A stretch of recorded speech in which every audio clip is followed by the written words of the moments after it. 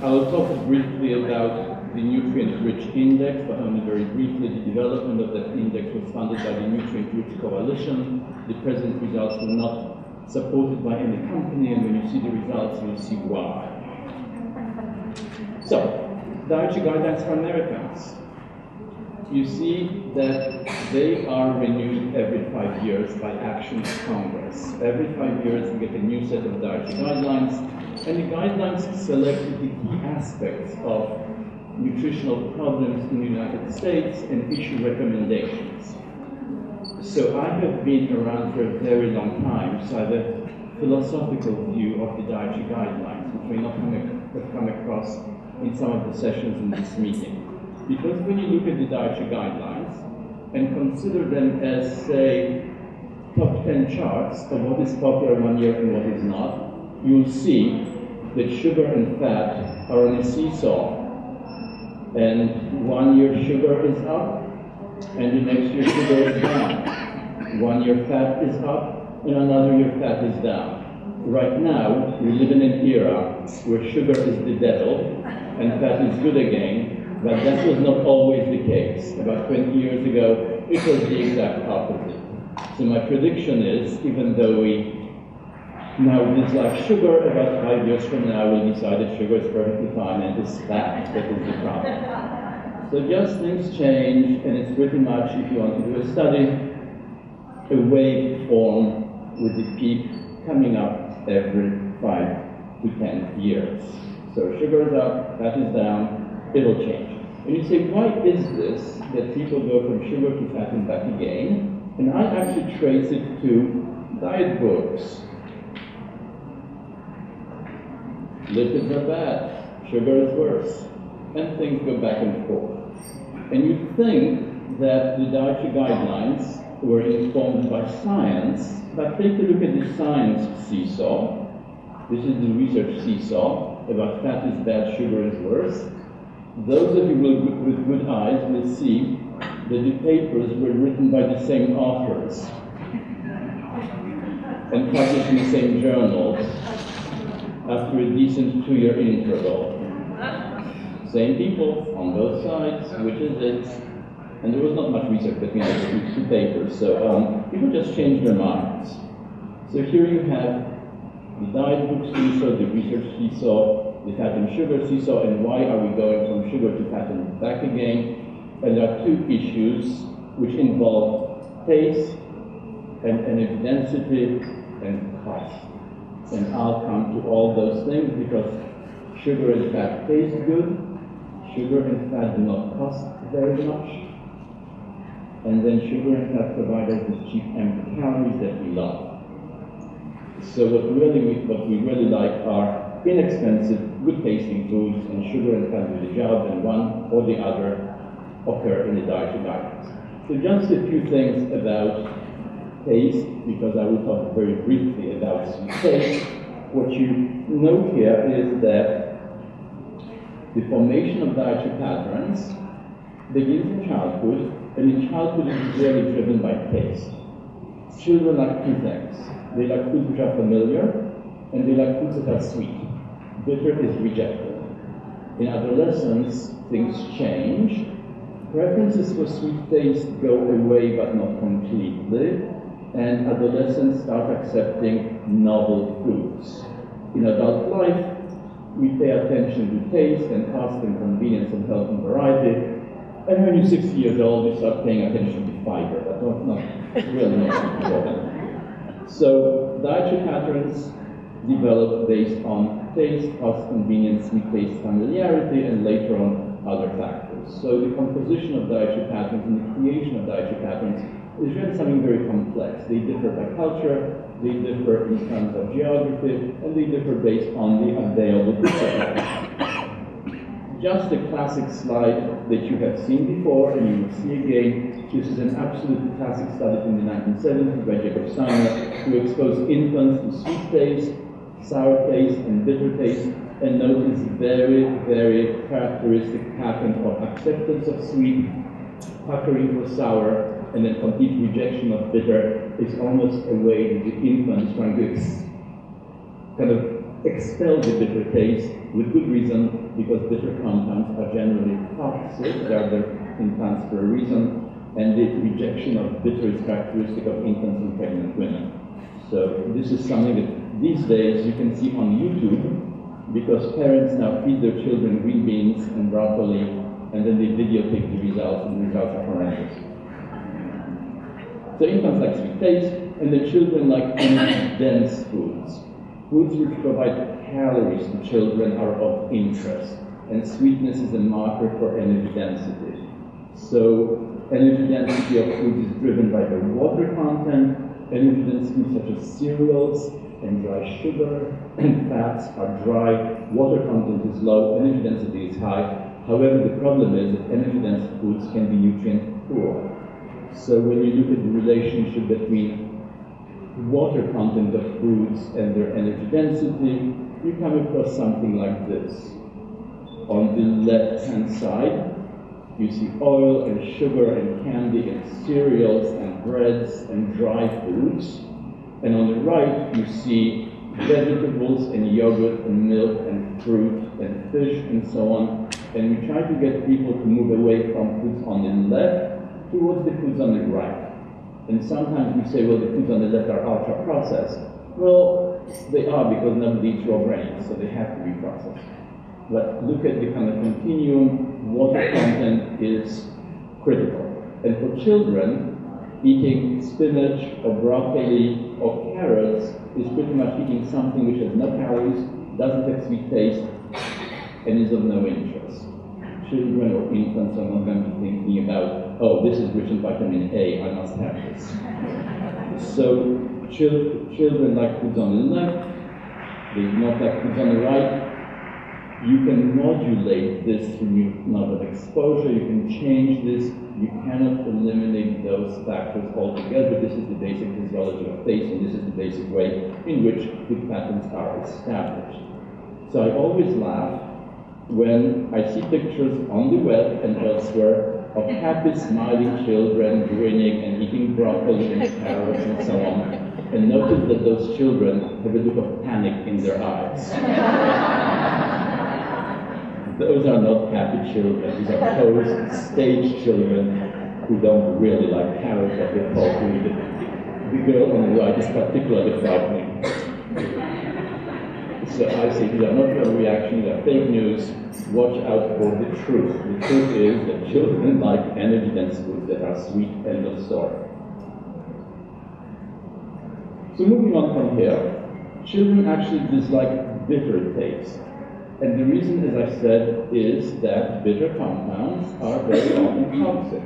And in fact, bitterness comes from various foods which are unrelated chemically, because they can be hydrolyzed proteins, plant-based chemicals, polyphenols, glucosinolates, and so on, whose job it is to protect the plant from predators. So as a result, they're bitter, active, astringent, and they protect the plant. They also may protect you against diseases, but their job is not to do that. Their job is to protect the plant. So as a result, all these compounds here on the slide are bitter. You have caffeine in coffee, you have glucosinolates in Brussels sprouts, you have polyphenols in wine, you have catechins in green tea. These are all bitter compounds of different composition, and children hate them. The taste for those compounds does not start coming in until adolescence, especially when the bitter taste is accompanied by alcohol, or coffee, or fat, coffee, alcohol, chocolate, then bitter taste is accepted. So bitter is usually a signal for dietary danger, and so dietary patterns involving bitter develop somewhat later in life. You can actually do something with bitter. It's actually kind of interesting because bitter taste goes away when you add salt. So if you add salt to grapefruit, sweet taste comes up and bitter is suppressed. And in fact, cooking and cuisines are all about that. You can actually remove the bitter taste of Brussels sprouts or broccoli by putting on cheese sauce, or maybe some sugar, or maybe some butter, because salt, sugar, and fat will destroy the bitter taste. And you're still eating the broccoli, except it tastes better now. So I'm a big fan of cooking vegetables properly with fat, sugar, and salt.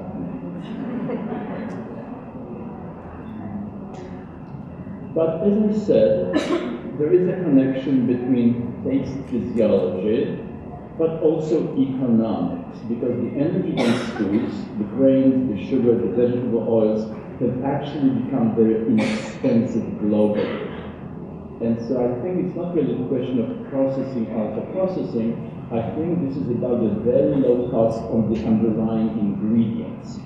Because if you start looking at the economics of sugar and fat, you immediately realize that the foods containing sugar and fat and grains are inexpensive, and the foods which are fresh, unprocessed, cooked at home, freshly caught and so on, actually are expensive, sometimes by an order of magnitude.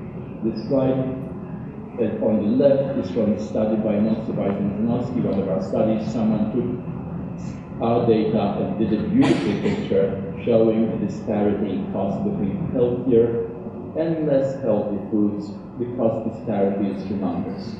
So you see the dietary guidelines picture on the bottom actually show salmon steak and berries and broccoli and so on, and they never really talk about cost. There's one more thing. This panel on the right shows you an orange drink, an orange juice. The difference in cost is huge. The difference in sugar content is actually minimal. It is all about cost. One is supposed to be making you overweight, the other one is supposed to be good for you. The amount of sugar is the same. It is the cost really that matters. So moving on, the obesity-promoting diets, I suspect, are driven by the low global prices of sugar and fat. Just think about this. Fat and sugar together can provide approximately 20,000 calories per dollar at retail prices. It's like 7 pounds of extra body weight for $1. So no wonder the global food supply is trending towards low-cost, inexpensive foods of minimal nutritional value. And the whole thing is driven by economics and the prices. These are data from FAO on sugar and fat, and there are some fluctuations, but the fact is that both sugar and fat continue to be relatively inexpensive. So the global nutrition imbalance, or the nutrition transition, that Dr. Buenos referred to just a while ago, takes advantage of human taste preferences for fat, sugar, and salt. Calories have become cheap, nutrients are not cheap, and the global diets are becoming energy dense, but they're also becoming nutrient poor. So as a result, it is the global poor who suffer from different forms of malnutrition, both undernutrition and overweight. And the problem is, to my mind, very much an economic problem.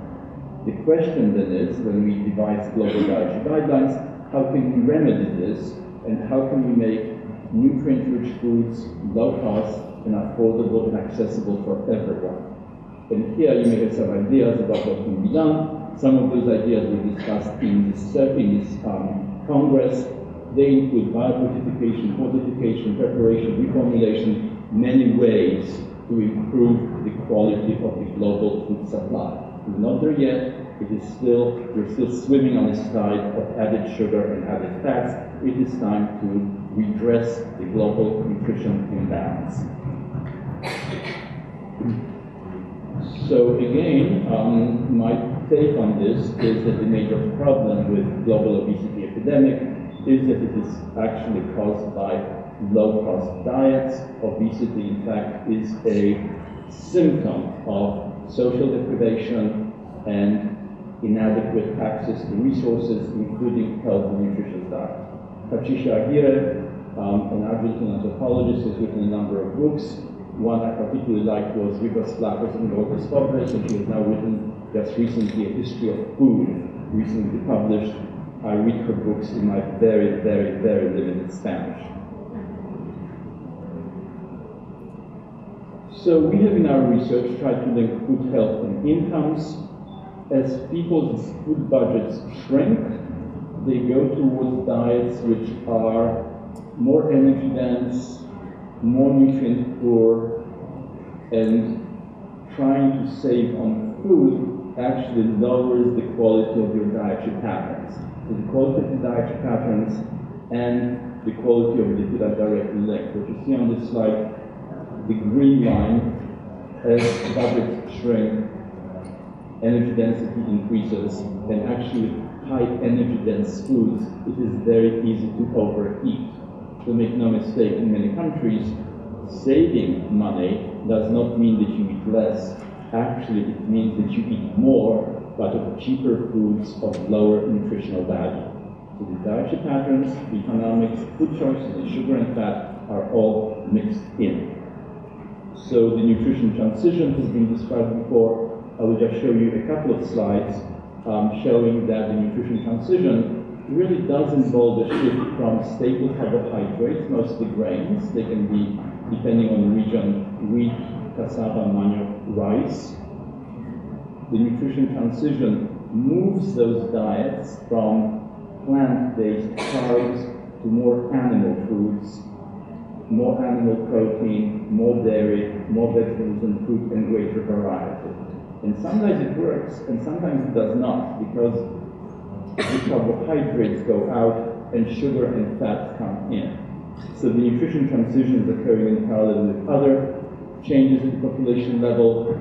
It cannot be stopped, but we need to make sure that the diets do not go downhill and become of lower quality. So the transition, again, from cereals to animal foods is occurring worldwide. What can we do to make sure that the combination of plant and animal foods is optimal for human health? And we come to those issues in the discussion. So I'll refer you to some papers on the classic relation between diet quality and the income of nations. There was a time when high-fat diets were characteristic of rich nations, but then cheap vegetable oils make high-fat diets available to the global poor. So in fact, the low-cost calories from fat are swamping the globe. This these graphs are from a paper published with my colleague, Professor Barry Hopkins, some years ago on the nutrition transition and the new trends in the global diet. Those trends were new in 1998, and they have all come to pass. So this is what has happened. Notice that this relation where fats were linked to diet to incomes of nations, this relation is now rectangular, and there is no relation between the amount of sugar or the amount of vegetable oils. Even the lowest income countries can get their empty calories cheap. One more component before I finish. All the data that we collect these days in Seattle County are now geolocated, which means we know two things, a number of things about our people. We know what they eat, but also we know where they live. And knowing where people live tells you something that tells you a lot about their socioeconomic status, access to resources, access to shopping, and often we even give them GPS geopositioning tracking devices to track them as they go about their business and go to the supermarket and buy foods. So as a result, we're now able to plot consumption patterns for soda and for salad at the census block level. Now, you've never seen something like this because consumption of specific foods is determined not only by socioeconomic status, it is actually determined by where people live. So, for example, Seattle recently instituted a soda tax. Notice where soda is consumed in Seattle. It is not consumed on the waterfront estates that are worth millions of dollars. There is no obesity on waterfront estates. That's where people eat salad. These are not the same people. So it's not that you will magically shift dietary patterns from soda to salad or salad to soda. Those are different people living in different neighborhoods. Take that into account. And so our data now allow us to plot diet quality by neighborhood. And surprise, surprise, diet quality by neighborhood is absolutely linked to the value of your home. So in fact, the value of your home is perhaps the most determining factor that determines dietary patterns. So this is where two things come in, urbanization and politics. And I just give you some ideas for the future. We will not be discussing those in greater detail. First of all, spatial nutrition epidemiology allows us to pinpoint future hotspots for the obesity epidemic. And my prediction is that these will be mega cities. Mega cities are cities of more than 10 million people, often 20, most of them poor, and those people depend on prepared packaged processed foods because access to local agriculture is local non-existent. And those cities being poor will rely on sugar and fat and on high energy density diets. So my prediction is that the obesity epidemic and the obesity of diabetes globally will be concentrated in cities. So start paying attention to urban food supply and the urban food patterns. This is where the future problems will be. And then finally, the connection to politics. Now we all talk about, and this Congress has been full of presentations about how we can change behaviors to prevent obesity. I want to deal with a different issue. I want to talk about behaviors that are the consequence of obesity that we never talk about. And so here we have discovered, I'm going to be somewhat serious here, a new behavioral phenotype for obesity. And remember what I've been saying that obesity is in fact a symptom of social deprivation, economic despair, social inequalities. I go back to Dr. Gomez's starting point about the social inequalities and the social determinants of health. But social determinants of health can also be the social determinants of politics. For example, if you take a look at the map of England, on the left you see heat map of obesity. On the right you see votes for Brexit. The correlation between the two, obesity in England and votes for Brexit, the correlation is 0.76 at the level of health districts. Believe me, obesity is a consequence of socioeconomic deprivation and can lead to political consequences which are entirely unexpected. I'll try to show you the next slide. You've seen the maps of the United States showing the obesity rates by state. Those are famous maps published by the Centers for Disease Control, and you have seen them many times. I'll show you another pattern. What you see here is a relation between obesity rates by state on vertical axes and presidential election on a horizontal axis. The size of the bubble is the number of electoral votes for each state. And what you see here is that apart from Washington, D.C., a little bubble on the far left, which people said was a problem to begin with, what you see is a completely linear relationship between obesity and voting patterns. So ignoring the social roots of the obesity epidemic has dangerous consequences. And unless we prevent obesity, they may reoccur 4 years from now. So, finally, we are talking about nutrients leading to chronic disease. We are talking about diets connected with health outcomes. We need to shift the paradigm around and really start talking about patterns. We need to start talking about patterns and social demographics and how both of them play out in the creation of new global dietary guidelines. Thank you.